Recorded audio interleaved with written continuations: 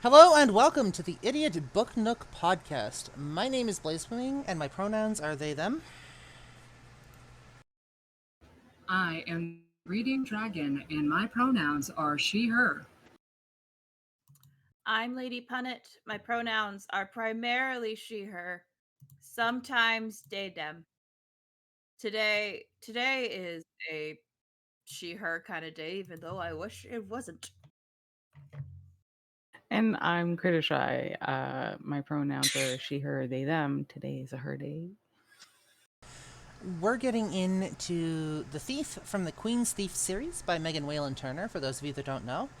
We're going to be getting into chapter 6, but just before we get into that, if you'd like to follow us on social media and find out what we're all individually up to on our various social platforms, or you'd like to check out the YouTube or the Twitch, which airs Wednesdays right now at 9 a.m. Mountain Time, or you'd like to check out the podcast feed, you can do so at linktr.ee/idiotbooknook and check us out there. Tell me, guys, are we ready for chapter 6? Woo.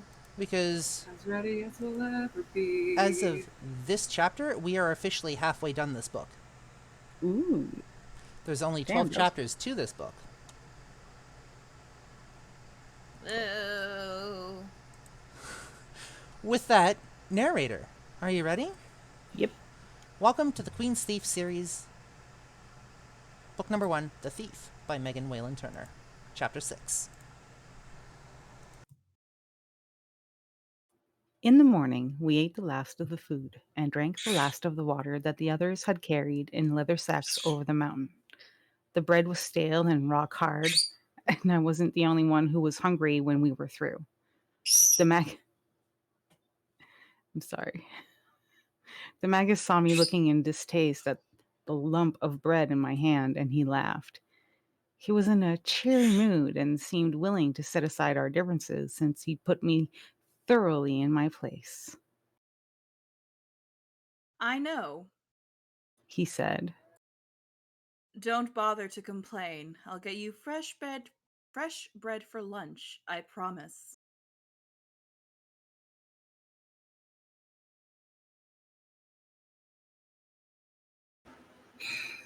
How long till lunch? He turned to look at the trail ahead of us. It dropped steeply and gave us a view of the valley ahead of us. It was a more limited view than the one we had at higher up in the mountain. The river had disappeared, so had the sea.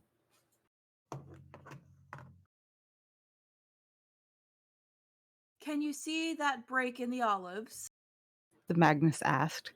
I looked where he pointed and saw the rooftops of a few houses, only 3 or 4 miles away. We'll get our lunch from there. Then I will leave the rest of my breakfast for the birds. I pitched the bread over the rocks around our campsite. Everyone but Pole did the same. As a soldier, he had probably eaten worse things. Soon we were once again in the open. The shallow groove carved by the stream ended at the top of a cliff that was precipitous. That was the precipitous edge of the mountain. 60 feet below whispered waves of olives. Between the cliff and the trees, like the foam left by breaking waves, were jumbled rocks of all sizes. To my left and to my right, the cliff, the trees, and the swirling rocks continued as far as I could see. Ahead, the olives rolled out for miles, rising a little but mostly falling away towards the hidden river. Their silver, their silver, their silver surface broken by islands of shiny green, which were the dry oaks, and by lightning catchers that were lone cypress trees standing like swords on their hilts. The rooftops of the town that Demagus had pointed out earlier were the only man-made things to break the surface of the trees. It's like a sea. Sophos said, echoing my thoughts. It is a sea. Said the Magus quietly. It's called the Sea of Olives. It was planted to honor one of the old gods so long ago that no one knows which one. These trees stretch from one coast all the way to the edge of dystopia, about 35 miles inland. Ambiades was interested in more practical knowledge. How do we get down? I looked around for the goat path that I knew must be around, and I whistled when I found it. Glad we had a good night's rest. I said. Everybody did get plenty of sleep, didn't they? Nobody mentioned standing a 3-hour watch. Well, dithering won't help. I said. The path began in a crevice left behind when a large rock had broken loose from the bluff and dropped to the ground below. There was a shelf about 8 feet below the top of the cliff. I flexed my knees and jumped before the magus could stop me. Pole jumped after me and led us so close that he nearly knocked us both off the slope. I steadied him and called up to Sophos. Come on, you're next. That's Pole. Lie down and oh. Come on, you're next. Lie down and slide your legs over the lip. Oh, wait, hold on. Yeah, it said That I is- steadied him and called to Sophos. Okay, my bad. Come on, you next. Lie down and slide your legs over the lip. Pole and I grabbed him by the legs and lowered him. Once he was down with us, the hollow was filled with bodies. I started the next phase of the descent and left Pole to help the magus and Ambiades. There was no loose rubble to kick down, or I wouldn't have gotten first. But I did worry that one of the others was going to slide down on my head. I went as fast as I safely could. The path switched back and forth across the cliff, turning every 10 feet or so, and dropping 5 feet at each turn. It was only about 6 inches wide, less in some spots, and it was more of a groove carved into the stone than anything else. There were 2 bits so steep that I sat down and slithered, grabbing a passing plant to slow down. As I went down, I muttered under my breath, mimicking the Magnus's voice. This trail isn't used much. He says. There are better ones. I'll bet there are. I said, and I swore out loud as my foot slipped. I recovered my balance easily, but banged my wrist against an outcropping and swore again. I sucked on the sore spot as I skittered down the last part of the path and picked my way through the rubble at the bottom. The boulders there were huge, higher than my head, and rested on mounds of smaller rocks that they had dragged down with them when they were pulled loose from the cliff face. Once I reached the open space beyond the rocks, I waited for the others. They were slow. All 4 of them grabbed along the cliff, holding on with both hands. Even nearly empty, the packs they carried threatened to overbalance them. Threatened to overbalance everyone but Pole. He and the magus kept stopping to look over their shoulders at me. I looked over at my own shoulder and almost went to sit on the shade of the olive trees. But the magus had been more civil than usual, and I wanted to keep him in a good mood. So I waited in the sunlight where he could see me. It was a hot day already, and the sweat trickled down the side of my face. When everyone else had made it safely down, we moved into the shade and sat down to rest. It was dark under the olives and cool. The trees were so old and twisted, and their leaves grew so thickly that they allowed very little light to reach the ground. Instead of juniper and sage growing underneath them, there was almost nothing, some thin grass, a very few spindly bushes. I'm going to walk into town to buy horses and lunch. Said the magus as he stood up and dusted himself off. It will take me almost an hour to walk there and back, in addition to the time it takes me to buy the horses and provisions. We're still a day behind schedule, so we'll have to eat while we go. He disappeared between the olive trees. Pole turned where he sat and opened the pack he'd been leaning against. No need to waste the time we have. He said, and pulled 2 wooden swords out of the pockets sewn to the outside. He handed one to Sophos and one to Ambides, and they began their fencing lesson. I remembered that scene. Sorry, guys. No, I it's remember okay. the scene that I had watched from the window in the mountain hut, and I suppose it had not been a dream after all, Swords up. said Pole, and they began drills with which they were obviously familiar. Once they had bent and twisted for a while, and their muscles were prepared, Pole matched Ambides and Sophos against each other. They sparred carefully, and I watched with interest. Ambides was by far the better swordsman, but then he was 4 or 5 years older. Sophos was just learning the motions, but he showed some talent in coordination. With a good instructor, he'd be a dangerous opponent. For now, he was too short and too unfamiliar with his weapon to do anything except wave it around and hope it connected. At critical moments, he occasionally closed his eyes. When Ambides leaned over his guard and whacked him on the head, I winced. You all right? Ambides dropped his sword, looking concerned. I thought you'd block that. He put his hand up to rub Sophos' head, but Pole pushed him back. He should have. Tried again. He made Ambides repeat the move over and over until Sophos worked out for himself a block that would come naturally.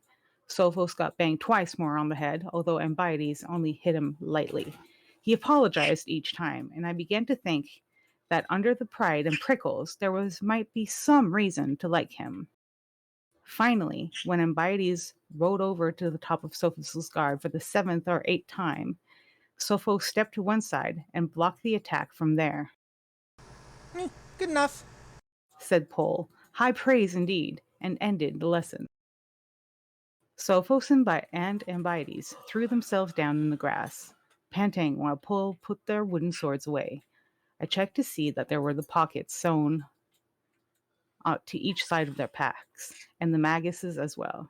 It explained why they hadn't taken the packs off and tossed them down the cliff before climbing down themselves. Nobody wants his valuable short sword dropped onto a pile of rocks.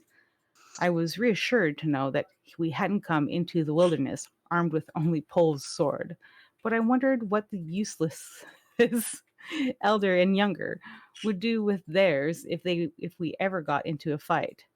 I also wondered if hidden in Pole's pack or the Magnus's was a gun.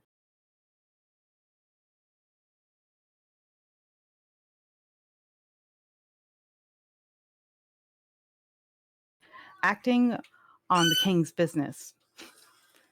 They were entitled to carry one, at least in Sunis. Guns weren't as accurate as crossbows, but they were less awkward to transport, and to have one would have been a comfort. When the swords were back in their packs, Pole settled down on the grass himself and looked expectantly at Sophos. Don't match your weakness against your opponent's strength. Sophos said hesitantly. And your weakness is? My height? And Abides' strength is?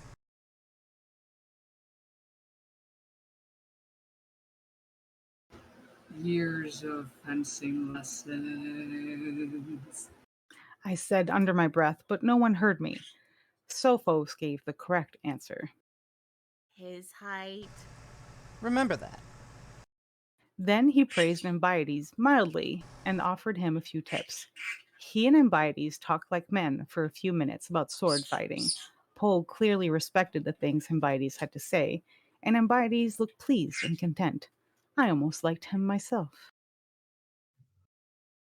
We still had time to wait for the Magnus, so I lay down on the soft dirt under an olive tree and closed my eyes. When the Magnus arrived, we were all except Pole sleeping. I woke when I heard the horses thumping towards us, but didn't move. It was pleasant to lie and look at twisted branches and tightly packed leaves of the olive tree. The dirt under my fingertips was powder soft. There was a breeze that moved the smallest branches, and the tiny bits of sky that showed through were white in the midday heat. Flies buzzed around my head. The only other sound was that of the horses' hooves getting closer.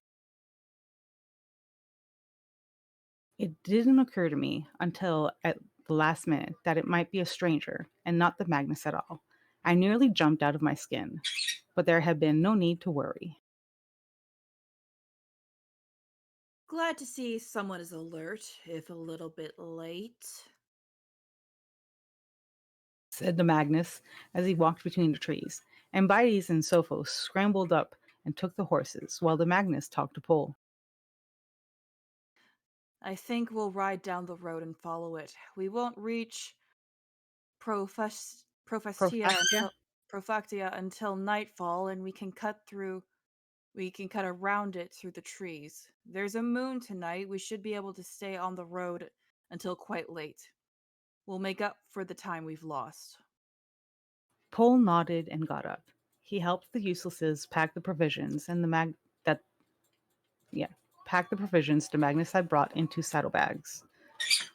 Then we all mounted up and rode slowly between the trees, while we ate fresh bread and cheese and more olives. We kept having to lean close to our horses' neck as they walked under the branches without caring whether their riders would fit under the branches as well. Donkeys would not have been so tedious. Donkeys, however, would have been left behind once we reached the road. We moved quickly. I was still hungry, but quit eating. It was too much bother to go on holding the horse with one hand while eating with the other. With Pole on one side of me and Ambiades on the other, I bounced up the road until I got used to the feeling.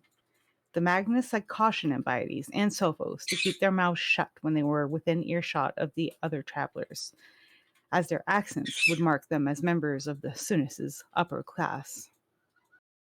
You don't need to worry, Jin. He said to me, teasing again. Really? Atolian gutter is indistinguishable from Soslian gutter. Sonesian. He said, and I laughed with the others. I was very content with my slang and my half-swallowed words. When we were alone on the road, walking the horses for a while to rest them, Sophos asked what would happen if anyone guessed we were not from Atolia. Nothing. The Magnus shrugged. Traders will do business here. Trade would go on right up until there are open wars. It might not even stop then. And if they knew why we were here? I asked. The Magus gave me a sharp look before he answered. They'll probably arrest us and turn us over to their queen. I gathered that he wanted to leave the rest unsaid. And she would? I prompted anyway. Behead us all. Publicly. I shivered and rubbed the back of my neck with one hand. Ambiades looked positively green. He was touchy and unpleasant for the rest of the day. It was twilight and the traffic was increasing when we approached Profactia.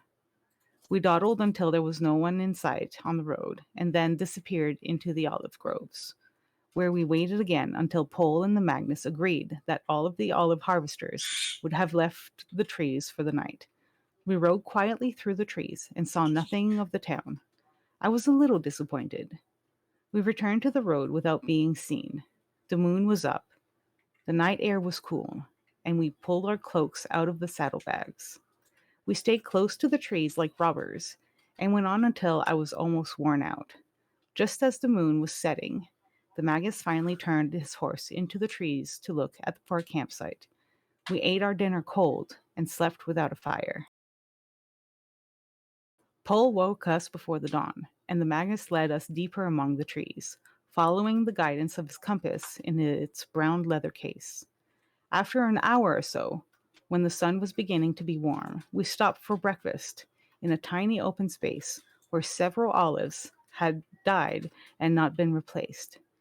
Breakfast was just bread and more cheese, but Pole boiled water over a tiny fire and made coffee that was thick with sugar. That'll wake us up. He said. There was a small nearby spring. There was a small spring nearby, and the Magus suggested we have a wash before we packed up. Sophos, the Magus, and Pole shook their clothes and splashed ankle deep into the chilly water. After a few hesitations, I joined them. I didn't want them to think I liked being clean, but the cool water was refreshing. Only Ambides remained on the bank, still wrapped in his cloak, while his small cup of coffee cooled in front of him. He'd been quiet all morning, and, I realized, quiet the evening before. No taunts for me, no jibes for Sophos. He wasn't thinking about a bath in the spring, and I was wondering what unpleasant thoughts were on his mind when he jumped like a startled cat. The Magnus had flicked cold water on him, Come wash. the Magus said, and Ambides stood up and dropped his cloak beside the others on the stream bank.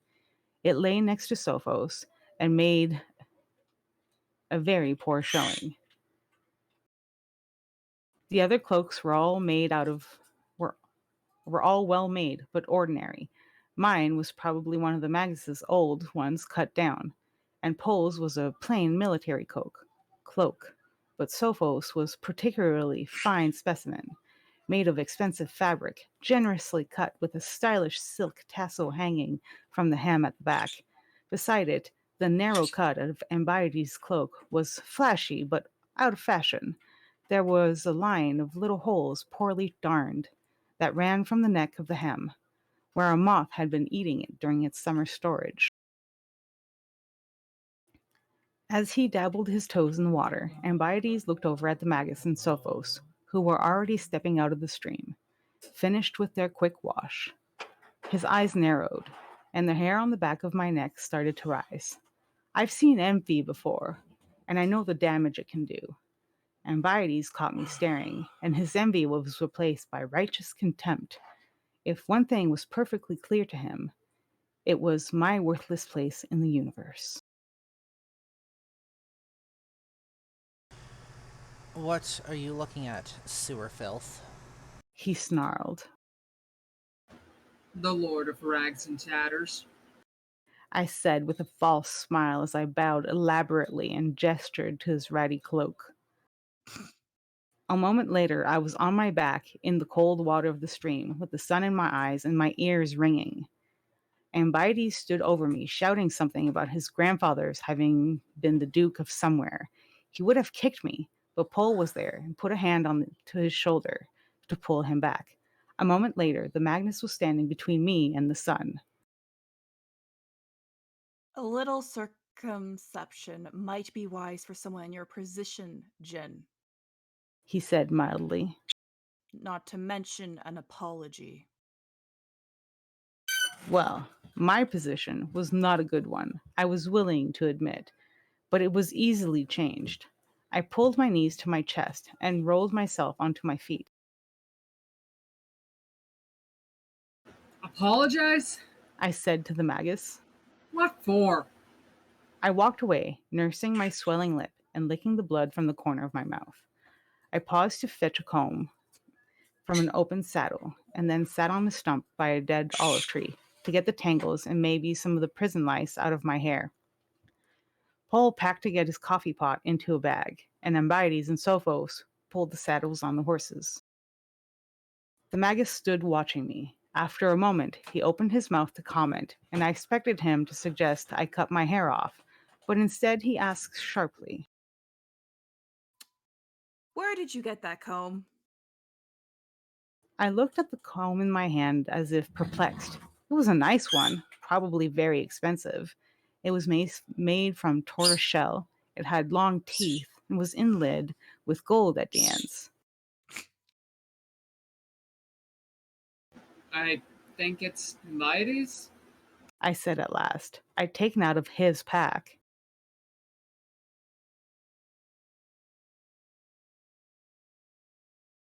Sorry, I lost my page for a second. And Bites turned so quickly that the horse he was saddling reared in alarm. He left it pulling at its head tie and crossed the clearing to snatch the comb out of my hand.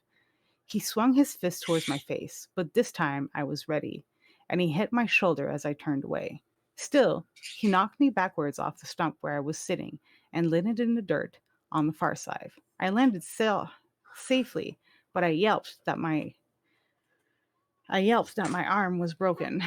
Ah, you broke my arm! For the second time that morning, the Magus was standing over me, this time looking concerned. Did you land on it? He asked, bending down. No, the one he hit. I said, He's broken my arm. which was a dreadful lie. And when the Magus saw that, he stalked away in disgust. He explained to Ambides, loudly enough for everyone to hear, that if I'd fallen on my arm, I might very well have sprained a wrist, and I would then have been no use to him at all. I thought I made that clear to you a moment ago. He punctuated his next few comments with blows to the head with that seal ring of his while I lay and listened to Ambides yelped and resented being treated like a tool, even a valued one. Once he had delivered his lecture, the Magus left Ambides to finish saddling up the horses and went to repack the soap and his razor into his saddlebag. Several times I saw him look up with a puzzled expression, not at me, but at Ambides. If he thought he'd pounded good nature back into his apprentice, he was wrong. I saw the poisonous looks Ambides sent back. When Sophus was done saddling his horse and poles, he loaned me his own comb. I told him to his face that he was much too nice to be a duke, and he blushed deep red and shrugged. I know. Yeah, That's Sophos. my bad. Okay. It's okay. I know. He said, So does his father.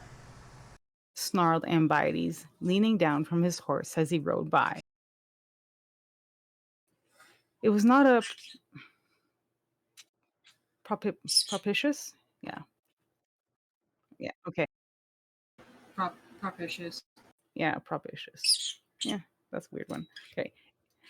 It was not a propitious start to the day. Ambides sulks for most of the morning, and Sophos rode with his shoulders hunched, trying to ignore the tension in the air. As a bird screeched in the distant forest. I'm so sorry. I don't know why you're so chatty today. You're good. We know you have a bird. We know, Grim is kind of important. I mean, we have him on our logo. There are going to be times where he is a little more chatty than normal. Especially if he thinks you're talking to him. He does. Yeah, I'm gonna hold him. Aw, hug time. Okay.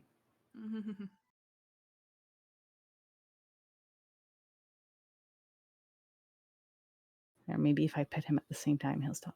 All right, Sophos rode with his shoulders hunched, trying to ignore the tension in the air. I reached up occasionally to check the size of my lip. At one point, I muttered,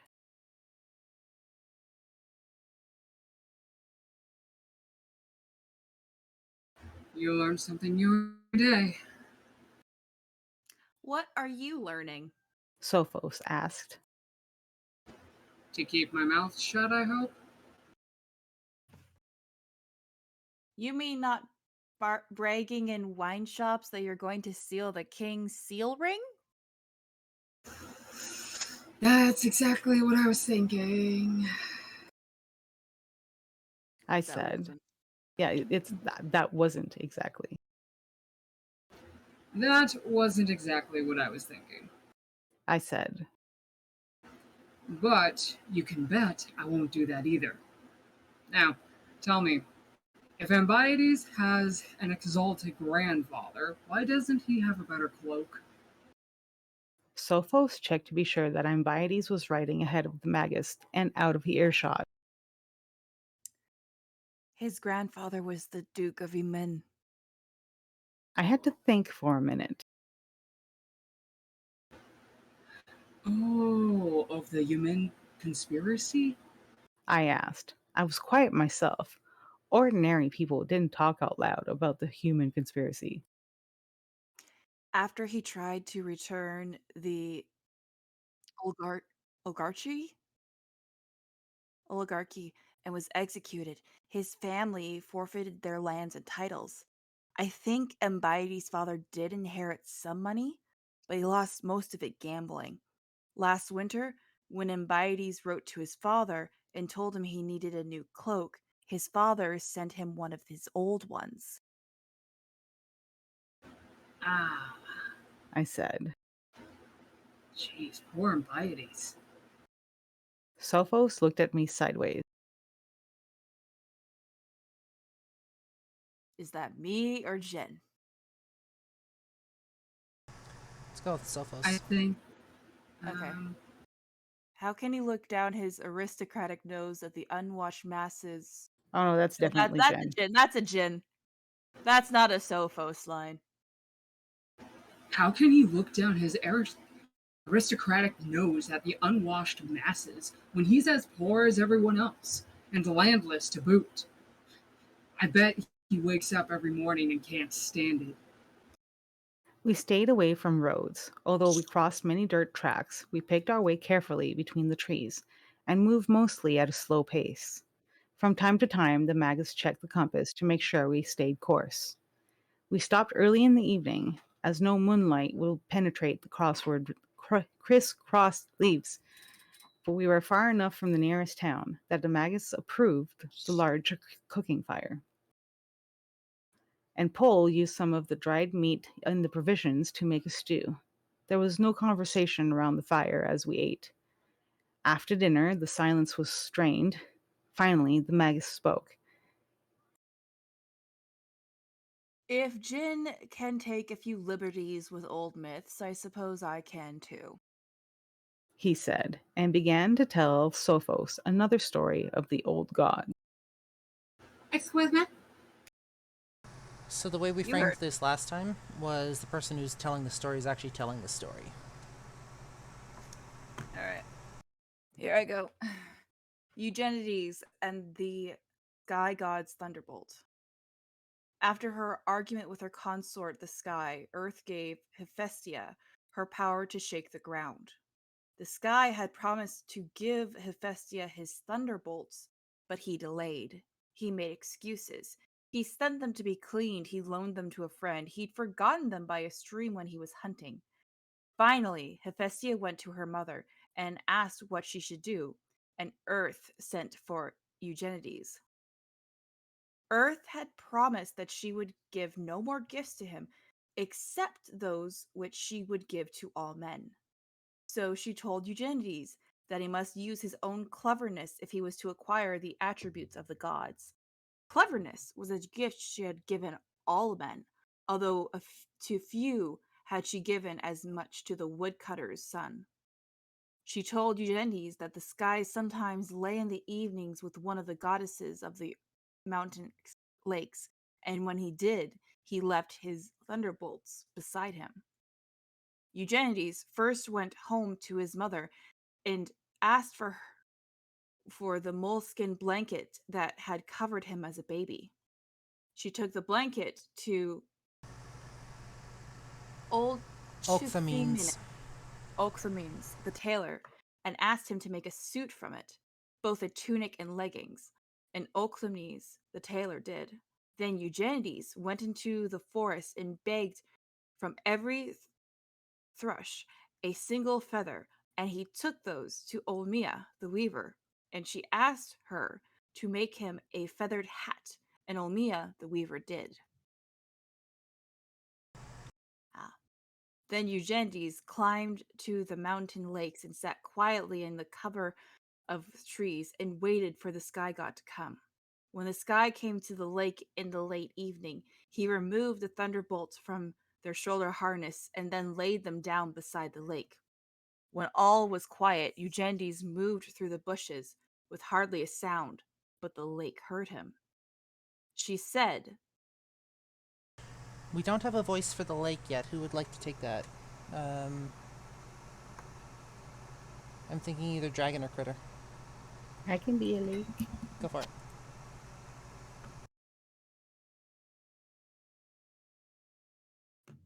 Focus, eyeballs, goddammit.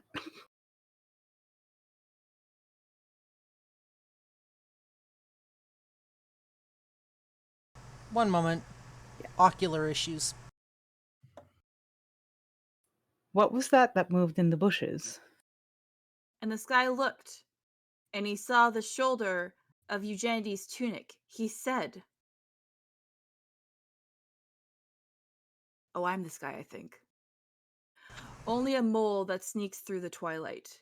And Eugenides moved still more quietly, but still the lake heard him, and she said, What was that moved through the bushes? and the sky looked, but not carefully, and he saw the edges of Eugenides' feathered hat, and he said, "Only the thrush that settles in the bushes to sleep." And Eugenides still moved more quietly, and not the lake nor the sky heard him as he slipped away with the sky's thunderbolts and carried them across the top of the mountains. It was dark when the sky went to retrieve his thunderbolts, and when he could not find them, he thought at first that he had mislaid them and searched all over the mountain tops, and it was a day before he knew they were gone. He saw Eugenides crossing the plains at the base of the mountain, and he stopped him and demanded his thunderbolts. Eugenides said that he did not have him, and the sky could not see that this was true. "Then tell me where they are," the sky demanded, but Eugenides refused. "I will take you in my hands and twist you into dust," the sky threatened, but Eugenides still refused. He knew that the sky could not hurt him without breaking his promise to Earth. The sky threatened, and Eugenides was frightened, but he would not yield until the sky agreed he would give him whatever he asked if Eugenides would tell him what he had done with the thunderbolts. And Eugenides asked for a drink from the wellspring of immortality. The sky raged and Eugenides trembled, but he stood his ground because bravery was a gift that Earth had given to all men and to her son in full measure. Finally, the sky went to the wellspring and fetched a chalice of water, but he laced it with powdered colchis root before he gave it to Eugenides. Eugenides told him where he put the thunderbolt. Look on my sister's throne in her inner hall where she will rule all lesser gods, and you will see them." Then he drank the water and tasted the bitterness of the coleus root, and his mouth twisted. "In the water of life," said the sky, "the coleus will not harm you, but it has made the cup bitter, so I will make your life bitter." And he left. He went to the great hall of gods, to the throne of Hephaestia, to seek his thunderbolts, and he found them, and Hephaestia as well. The thunderbolts were resting in her lap, and Hephaestia made no mention of Eugenides. She only thanked her father for keeping his promise, and the sky could not protest. Thus the sky made Eugenides immortal and yield to Hephaestia the power of his thunderbolts. With those and the ability to shake the earth, she became the ruler of all gods, except the first gods. Well done. I said when the magus was finished. Why, thank you, Jin. Did he genuinely sound flattered? And thus ends Chapter 6 of The Thief from the Queen's Thief series by Megan Whalen Turner. If you'd like to follow us on social media, you can do so at lanktr.ee/Idiot Book Nook. Once again, you'll be able to find links to all of our individual socials, our podcast, YouTube, and Twitch. But for this episode, I believe episode 101 of the Idiot Book Nook, I'm Blazewing. I am the Reading Dragon. I'm Lady Punnet. And I'm Crittershy. And we'll see you next episode. Bye. Goodbye. Podcast episode.